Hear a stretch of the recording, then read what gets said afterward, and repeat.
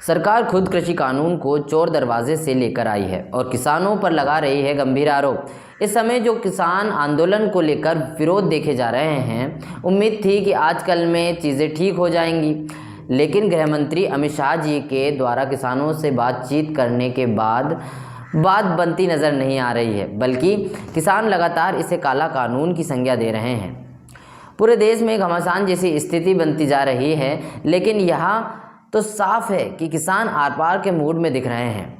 अब देखना यह है सरकार किसान की मांगों को पूरी करती है या फिर इस आंदोलन का हश्र CAA और NRC की तरह होगा, जिसमें दंगों का सहारा लिया जाएगा। किसान ने अब सरकार की कमज़ोर नब्ज़ को पकड़ लिया है। उनकी कमज़ोर नब्ज़ है अडानी, अंबानी और जमाखोरी। देखते हैं आगे क्या होता है। गौरतलब है बीते बुधवार को सरकार में केंद्रीय मंत्री राव साहब तानवे ने बड़ा ही गैर जिम्मेदाराना बयान दिया। उन्होंने कहा है किसी कानून के खिलाफ किसान आंदोलनकारियों के पीछे चीन और पाकिस्तान का हाथ है, जिसकी जितनी निंदा की जाए उतना कम, क्योंकि जो किसान अपने परिवार समेत जायज़ मांगों को लेकर लगातार गुहार कर रहा हो, उसके पीछे ऐसी बातें कहना एक गैर जिम्मेदार और बर्बरता का द्योतक है।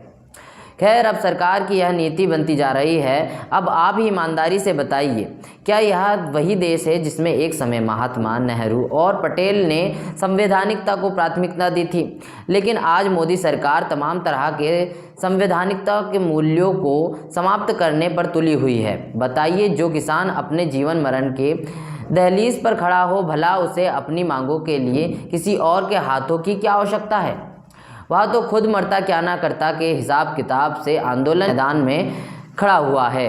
आरोप की भी एक सीमा होती है, लेकिन सरकार तमाम वो सीमाएं पार कर चुकी है। हद है इनकी सोच। एक किसान अपना घर छोड़कर अपनी बीवी बच्चों के साथ अपनी जायज़ मांग को लेकर आंदोलन कर रहा है, उसमें इन्हें चीन और पाकिस्तान का सहयोग नज़र आता है। अब उन्होंने किसान को ही देश के आंतरिक सुरक्षा का खतरा बताया है, जबकि ये खुद इस कृषि कानून को चोर दरवाजे से लेकर आए हैं। खैर, ये सरकार गलतफहमी में ना रहे।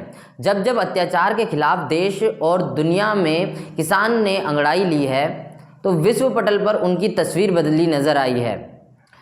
ये लगातार वैचारिक रूप से गिरते चले जा रहे हैं। कभी किसी को नक्सल, तो कभी आतंकवादी, तो कभी समाज विरोधी, तो कभी देशद्रोही जैसे शब्दों में खुद उलझते जा रहे हैं।